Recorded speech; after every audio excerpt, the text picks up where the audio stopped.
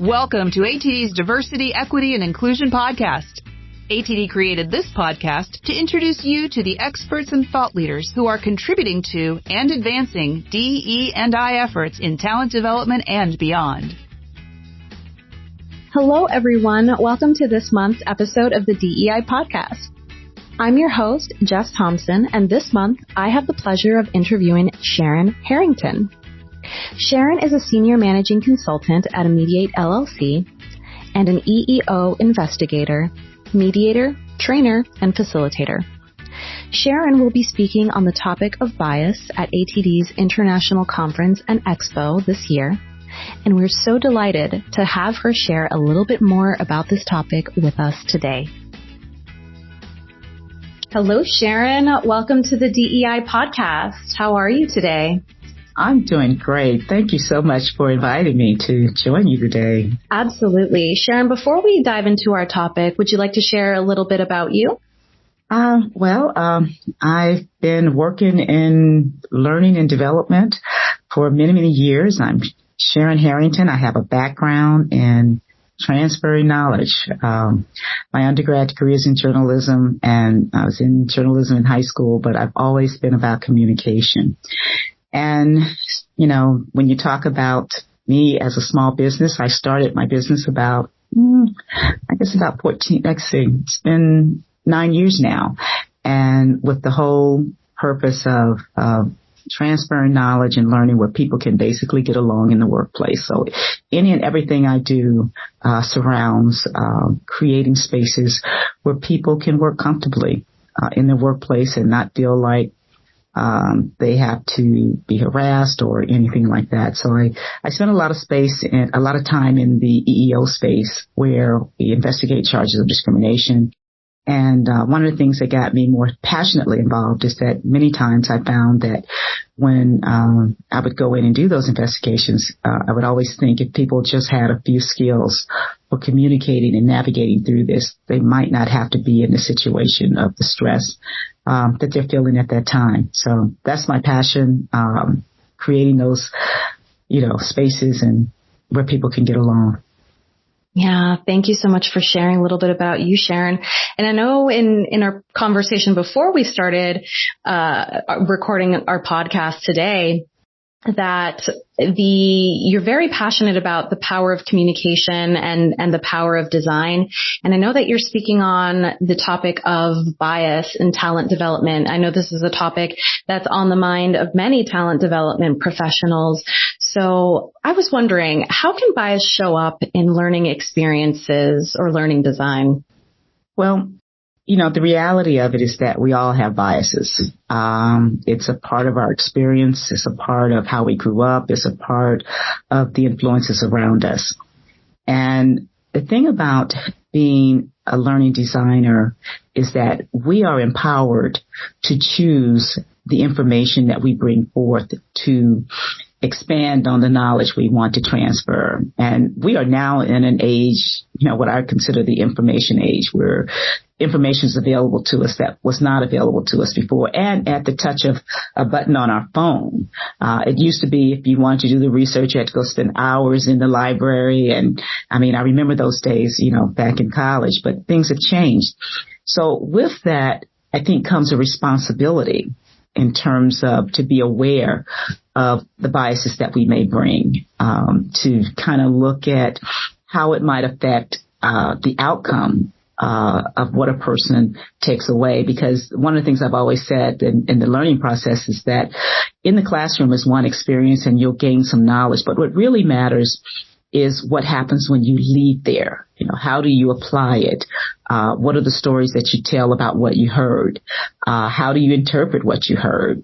How do you interpret how the facilitator interacted with the groups, and how you interpret what was important to the facilitator or the person that's doing the training?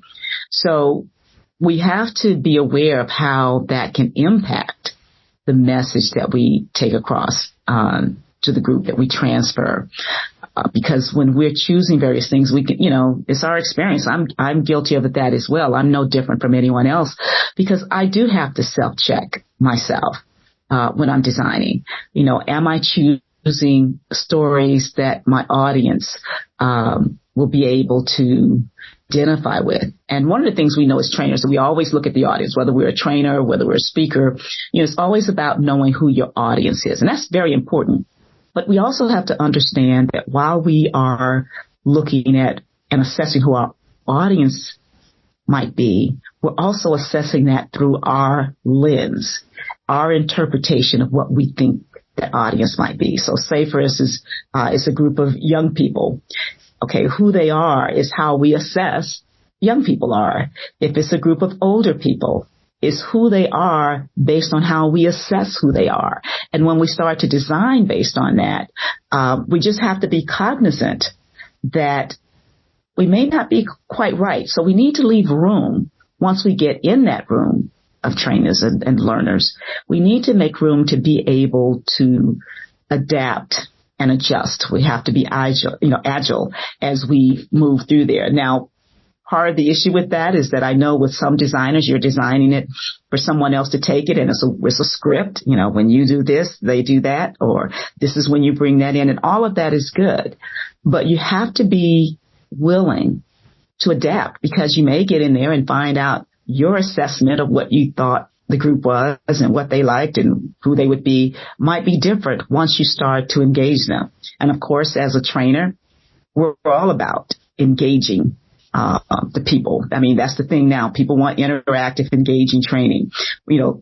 Long past the days of having these long, drawn out training. Even looking at a video, we used to look at videos that were an hour long. It's kind of like you don't even anticipate that anymore. So we have to be careful when we're designing as we assess, because that's something we're going to always do. Who's the audience? That's one of the first things we're looking at. But as we assess who that audience is, we just want to be aware that we're assessing through our bias, our experience, unless we intentionally check ourselves and say, okay, what else could there be? And then once you get in the room, after you've done this beautiful design, be willing, be agile, so that if you have to switch up a little bit, you're willing to do that. And the only way you're going to know that is when you engage and get the people interacting and you start to hear their stories, you start to hear their experience. Because one of the things I've always said, the training is not about me. When I go in there, that training is not about me. It's about the participants. And I know that when I go in there, I'm going to learn some things. I know they're going to learn some things, and I know they're going to learn it from each other, not just from me. They're going to learn a lot from each other. And actually, when they leave out of there, what they learn from each other oftentimes might be what they remember more. Yeah, Sharon, I really love what you said about needing to be cognizant of what biases we're coming to the floor with and remaining agile and needing to adapt. And this kind of gets into our second question. But I do want to comment on what you shared. That's so important. What steps can instructional designers take to address and avoid bias in their course design? Well, one of the things I want to say about that is, don't beat yourself up in the design if you find out that something you designed and someone took issue with it, because I truly believe that as designers, that's never our intent. We don't go in there with our own hidden agenda when we are professionals of design and learning. We go in there trying to understand what the gaps are and trying to make sure we create the knowledge and skill sets so that people are able to adjust and do the things they need to do to get the job done or to make the change that they need to make. So what I would say in terms of avoiding, with that said, keep it in mind that sometimes you just can't, but taking the steps to, talk to people about what their thoughts are, interviewing people and exposing yourself to as many people's thoughts that you can in terms of what they think about a subject, and just being well-rounded and versed and knowledgeable. As we become a more international world, it's so easy to find out what's going on in another country. I mean, even with Google Maps, and you can just go there and it's almost like you're walking down the street in Paris or in Turkey or in Nigeria. literally do that. So understanding that as we are in this international mecca and as we see people in our classrooms, that there's probably no way we're going to be able to know all the things that fit everyone there. But what we can do, and I really think it's one of the only ways to do it, to ensure that people feel included, is that when you get in that classroom, you ask those questions. You ask questions like, we've talked about such and such or whatever that may be, and then say, tell me, do you see yourself in any of this? How would this apply to you? Is there something you'd want to share? And sometimes keep in mind, people are not necessarily willing to share it with the whole group, but they will share it in subgroups. So always be willing to break into groups, whether it be 4 or 5 people or whatever. You may find that people would be much more willing to talk within that group in terms of what they see and be willing to share with you. I really don't see myself. This doesn't apply to my experience at all. So let them say that. But then you want to come back with, well, share with us. What kinds of experiences are you feeling or that are you seeing that the others of us could learn from?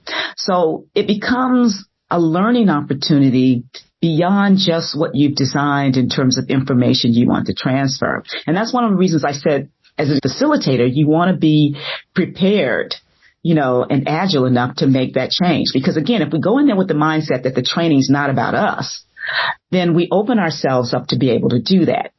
And we also open ourselves up to be vulnerable, which for some trainers or facilitators, it might make you a little nervous because when you come in there, it's kind of like, oh, you're supposed to be the expert and you know all of this.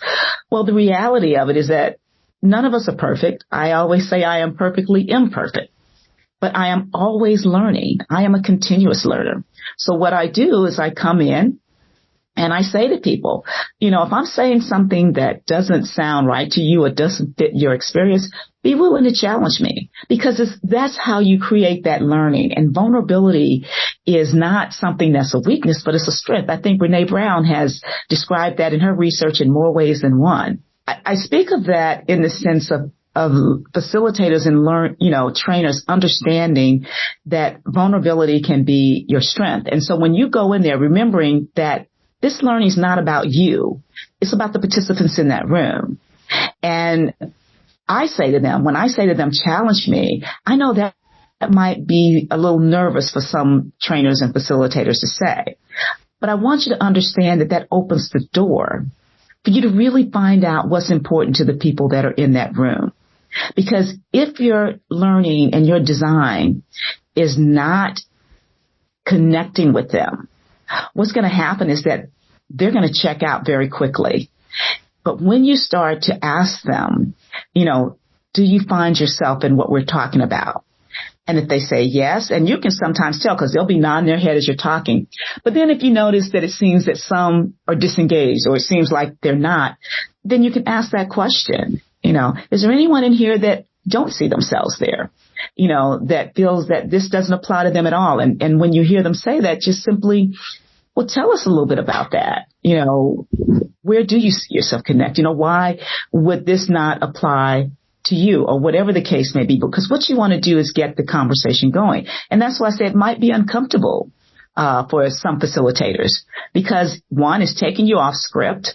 Because you are, if you're doing a training where they give you a book, they give you do this, you do that, these are the words you say, exactly, then that might not be a comfortable situation for that facilitator. But if you're in there to really process learning and create that learning experience for that participant, then that's an opportunity for engagement.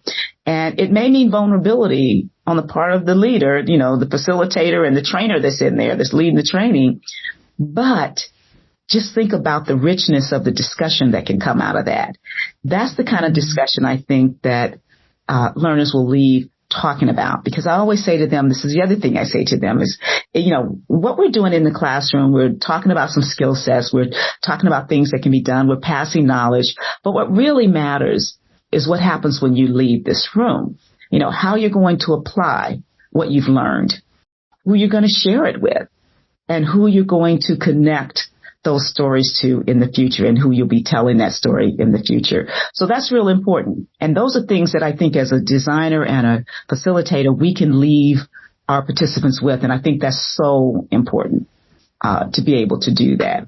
So that's, in my mind, when we talk about addressing and avoiding bias, what I say to that is be willing and ready to ask the group, be willing to engage in discussion.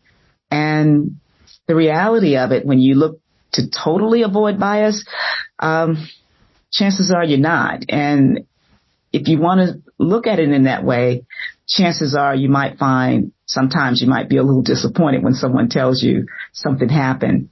And one of the things that I think I mentioned to you, Jess, that even started me down this road, was that I've had people come to me and say they've gone to training where it was like they weren't in the room, like they were invisible, that the issues that were being discussed didn't apply to them at all.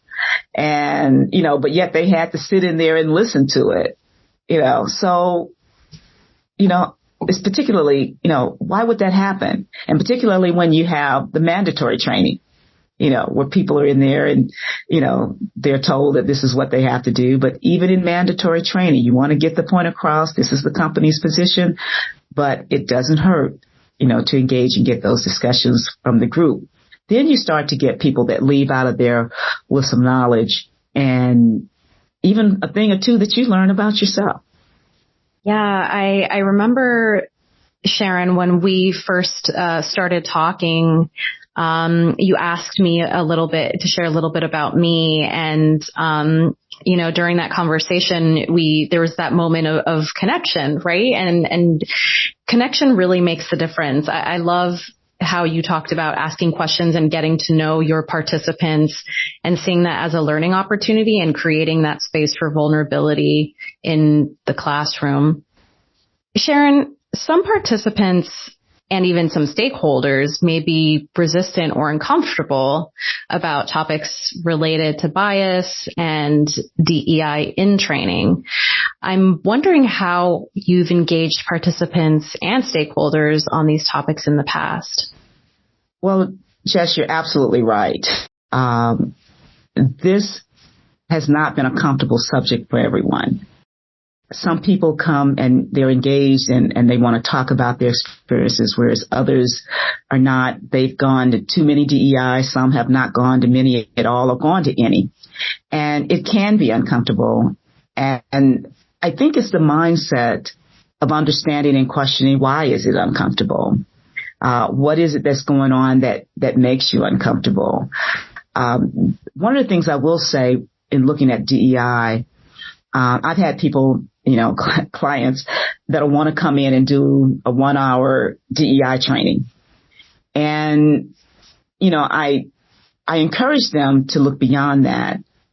You can do a 1-hour DEI training with just giving them, but you can probably do it quicker by just giving them a page with the terminology on it and letting them, examine that. But I recommend, that you have to have some time. And I would even say over a period of time, because even a 4-hour training, that's the minimum, that I would see. But even at that, you need reflective time. And so when the audience is given an opportunity to reflect and hear other thoughts, I think their comfort then starts to, their discomfort becomes more comfortable. I use instant response devices or poll everywhere, things where people can respond anonymously to questions, because what that does is puts them at ease that they can discuss something they want to discuss anyway, but don't want to be the one to raise their hands. I mean, judgment is a big part of that discomfort. What if I say the wrong thing? What if I raise my hand and ask a question in this training and somebody thinks, gosh, could you believe they asked that, and start to judge? I mean, there's a lot of discomfort there. So I think as a facilitator and as a designer, you want to incorporate ways for participants to start to be at ease. Because when they first come in, they may not even know. And don't make assumptions. I've done unconscious bias training where people have come in on the very first day. And, they were not even prepped. In other words, leaders just told them to go to a training. And when they get in, they go, oh, what is this? There's a lot that can be done in prep to prepare people to go to the, DEI, unconscious bias training from the leaders, but the leaders even to know as well. They, tell them what to expect, and it should come from the top. Even if it's not, if the CEO cannot be there personally, I've had CEOs that I've worked with and they've done a great job. I ask them, can you at least, can you put a video together that can run in the break room? Can you talk about how important it is to you in your meetings?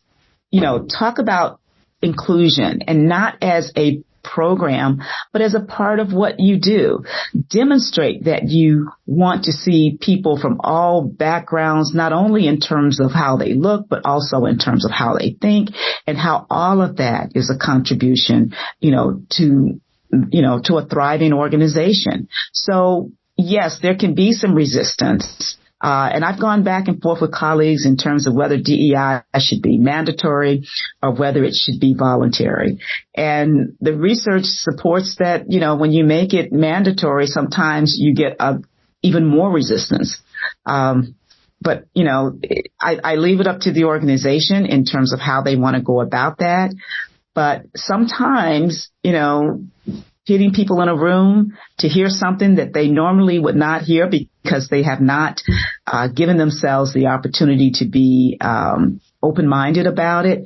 And then all of a sudden they hear something, it might be the step that opens them up to hearing more and wanting to know more. By the same token, it might be the step that makes them even more angry. So, I think that's where facilitating comes in. Where you can create the space, because that's the biggest thing, creating the space where people feel comfortable, creating the space where people feel that they won't be judged, creating the space where they can say things anonymously and then find out where they fit with the others. I find that is one of the things that people appreciate the most, is that they've been thinking something all along, but didn't know if they were the only ones to think it. So that's why they kept quiet, because if they said something, then people would be judging them. But when you're in a room and you're using response devices that are anonymous, you can put in your thoughts, and then the next screen you see is going to tell you how you compare to others. That can be empowering, whether it be an opportunity to say, I'm not alone, or whether it be an opportunity to say, I am alone. And at that point, do I belong here? Or do I not? And then having that dialogue, asking those questions, because now as a facilitator, you have input from people that are in the room, not something that was said somewhere else, but these are people that are sitting right there in that room, and this is what they said. So now you have real conversation to have, and things start to open up. And I can tell you, in the sessions that I've done where this has happened, you'll see people, if they see the next screen come up, they'll kind of look around, because some people are surprised to see that someone in the room thinks differently from them. They don't know who, and it's not important who, because when you're talking about a culture, you're talking about a team. What matters is what matters to each member of that team. And if it becomes a point where the company's culture is not one that is conducive to who a person is, then every organization is not for everybody. And so that's an opportunity to do that. So that's one of the things that when we look at resistance and them not feeling comfortable, is as a facilitator and a designer, you want to be able to design opportunities where they can have that discussion. As a facilitator, you want to make sure you're able to create the space where they feel they can have that discussion. How do you evaluate or determine the effectiveness of a course in reducing bias? Well, one of the things that I look at, and again, as a facilitator, as members of the organization who are the stakeholders and the people leading the, DEI efforts, is to, just kind of start to ask questions. What kind of things are people doing where they're changing the way they look at things? Are they being aware of things that could be a microaggression, for instance. When you're talking about those things in the unconscious bias courses, one of the things that I have found in the courses is that they oftentimes leave saying there's things that they didn't know or that they didn't realize or that they weren't aware of. And so when they leave, when you start talking about evaluating the effectiveness, you're evaluating whether the needle is moving. And one of the questions I oftentimes will ask, and I ask leaders to do this as well, is, just ask people, do you see a change in, the way people are responding? And, do you feel there's more of an inclusive environment? Do you feel that you are being included? Do you feel that you can see that? But I also ask them, it's sort of a two-pronged question, is, do you see others doing that? Do you see others? And the reason I do that is because when you say to people, are you making a change? Oftentimes people say, yes, I am. I'm very cognizant of it. I'm making a change and I'm really trying to be aware and do things differently. But then you ask, well, do you see others doing that? And they may say, well, I'm not sure everybody's gotten on board. Well, even though they say they're doing it, but they don't see others doing it. And I look at how many people say that. How many people say they don't see others on board? Because pretty soon you start to really look at how much the needle is moving. Because if they say they're doing it, but they don't see others doing it, then you can imagine that others are saying the same thing, that may be saying the same thing about them. Because it's about how you interpret, people making that change. But when you start to see many people say, yeah, I can see people around me making a difference. So-and-so said hello to me. Normally they don't do that. And it was after the class that I started to notice that they did. So-and-so actually went out of their way to come over and introduce themselves. So-and-so came over and helped, with something, it's the little things that matter. And I think sometimes when we get into DEI and looking at the effectiveness of course, we start to look at the bigger things, like what's the big thing we can do. But, I say to groups, are we talking about a moment where we leave and we do things now, or are we talking about a movement? Because when we talk about a movement, it may be those little things that we do along the way that can be the movement that actually starts to push that needle. And all of a sudden we start to see things happening. And it can happen in the reverse. I've been in situations where a workplace has become somewhat toxic, at least that's the way members will describe it. And they'll say, well, you used to be, a great team. We didn't do this stuff. And all of a sudden it looks like everybody is yelling at each other. Where did this come from? Because what happens you can go in a direction in the opposite of what you want to go, or you can go in a direction of what you want. And both applies in the same way. When there's something good that's going on that you like, then you encourage that and you keep going. Whereas if something bad that's going on that you don't like and you don't say anything, then that's encouragement too. Because what that's saying is it's okay. If no one says anything, that's encouragement because it's like, oh, that's okay. But if you're going in the direction that you want to go, you can intentionally give that encouragement of this. I like this. This is the way we should go. So when you ask people, are you doing it? And they say yes. Well, what about others? Well, I must admit, I don't see anybody else doing it, but I'm doing my best. You want to get to the point where they can say, yes, I feel motivated. I'm a part of it. And I see others doing it as well. And we're doing just, I think I can see movement. And so I think that's what happens. You can do all the surveys, which is good. Because that's kind of where you start. But at some point, you got to get out there and start asking the questions and start engaging and start looking at interaction, start looking at what people are doing. That's where you really start to look at the effectiveness, in reducing the bias. And again, we all have our bias. I don't want to sound like we'll ever do away with it. We want to intentionally look at how we can look at things differently and what is it that's creating a situation that we make a decision where we leave people out. That's basically, what I would say is a way to evaluate, and determine that. Now, of course, there's assessment surveys and assessments. There's all kind of assessment tools out there. And I agree with those. I think those are great. But in addition to those, you want to make sure you get out there and let that be a part of a continuous effort to see how we're doing. Because once you stop, it becomes a moment and not a movement, because a movement is continuous and you want to continuously move in that direction. That is the desired culture and behavior you want to see manifested in your organization. I love that. Are you talking about a moment or are you talking about a movement? Yeah, absolutely. Amazing. And let me just add that's what comes through with the design. Because when you're designing, you have the next course that comes.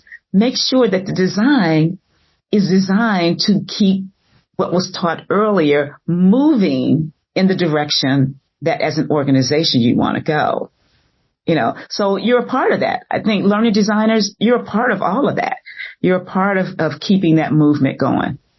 That's why I see the empowerment and where we make a difference. We matter, and we can make an even bigger difference in going in that direction in which the organization wants to go.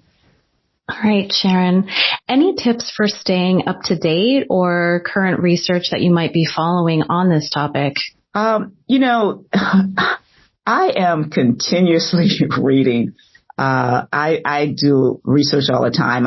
I'm constantly reading. I have a subscription to Harvard Business Review because I think they have some amazing articles about some of the research.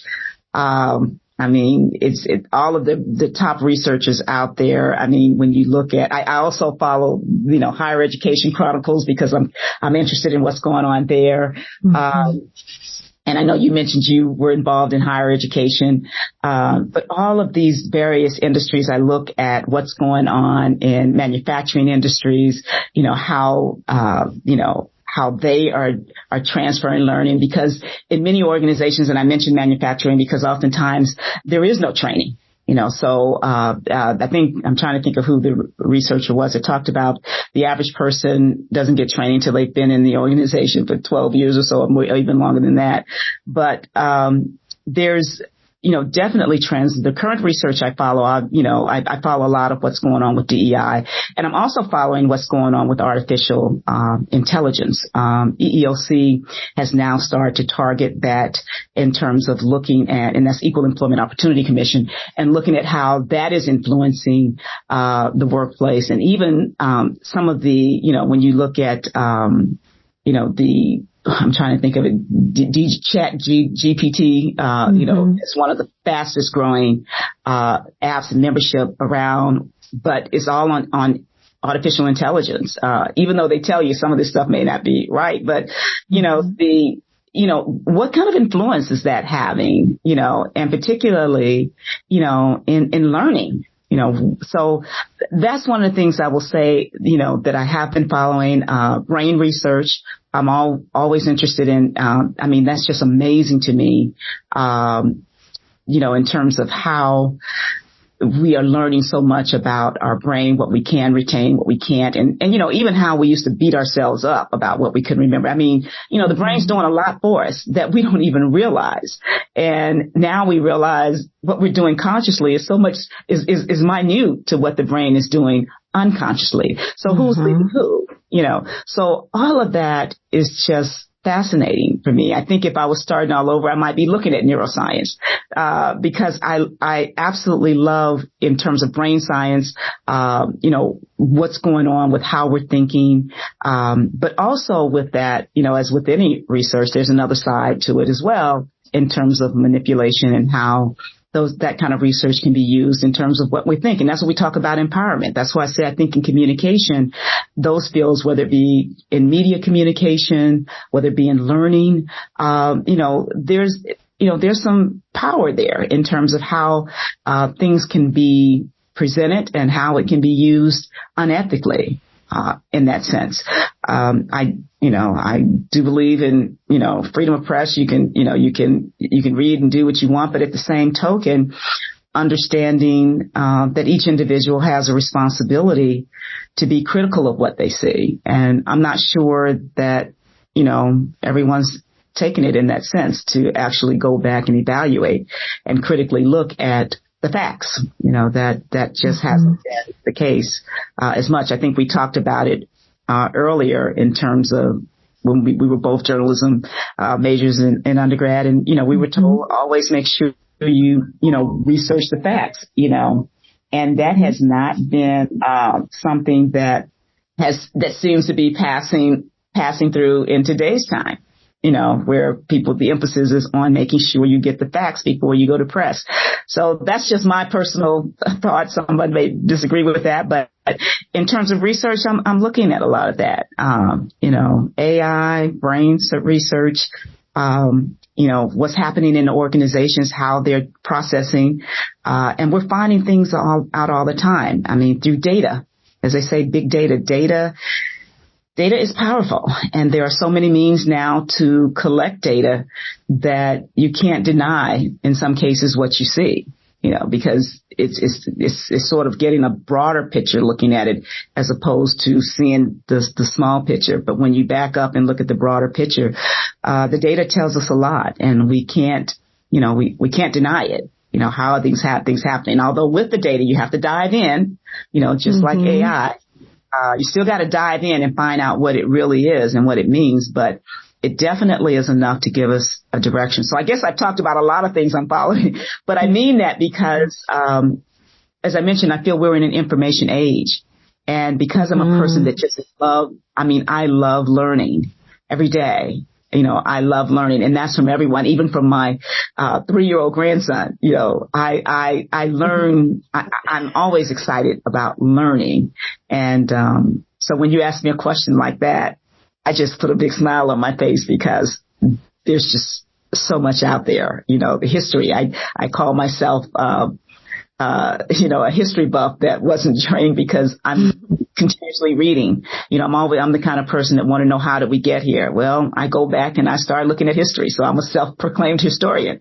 How did we get here? Well, let me go back and see, trace history to see how we did. So research, I'm constantly following a lot of it. So I'm very passionate about that and staying up to date. And I think that's a big part of what I offer to my clients is the fact that I do the research. I attend the conferences. The networking, when you go to ATD conference, it's just amazing. Same thing with the Sharon conference. Those are two that I frequent. And also the, conference where the conflict resolution, the Association of Conflict Resolution, again, things that tie directly into what I do, but also the opportunity to just be a sponge to all the amazing minds out there and the research and the things that they're doing. For me, I just love it. So. Wow. I love that, Sharon. It'll be so interesting to see where we go in the future with AI and course design. And I appreciate you sharing all of those resources and tips. I certainly learned quite a bit from all of the research and the things that you are following. So thank you so much for sharing all of your wisdom and your tips and your story with us on this episode of the DEI podcast. Well, thank you so much for having me. I have truly enjoyed talking with you, and I truly will look forward to seeing you at the conference in San Diego. Yes. Sharon, where can folks find you if they want to learn a little bit more about you and keep up with all of the great things that you've got going on? Well, I'm on LinkedIn, like most people are there. Sharon E. Harrington. My company is Amediate, AMEDIATE LLC.com is my website, Amediate LLC.com. And, pretty much all the contact information is there. You can reach out to me via email at sharrington, that's SHARRINGTON, at AmediateLLC.com. And I'd love to hear from you. I'm always reaching out, talking to people. The many ideas that I have are not my original ideas, or ideas I get and thoughts I get from other people, because I am one that believes in collaborating and bringing thoughts together. And like I said, even challenging some of the things that maybe I thought was the case, and then I'm always open, to hearing other sides of stories. And that's one of the things I always tell people: whatever you think about what the opposing view might be. And then that way you can kind of put your thoughts together and be, more solid in terms of whether you go one way or another, and have the evidence or the facts or the proof or whatever to support, those thoughts. Great. Thank you again, Sharon, for taking this time to speak with us. I really enjoyed this amazing and thoughtful discussion. It was so great chatting with you. Thank you. So great talking with you. Thanks for listening to this podcast from the Association for Talent Development. Be sure to check the show notes for resources mentioned in today's episode. And if you found the show useful or insightful, please be sure to like, subscribe, and share it with a colleague.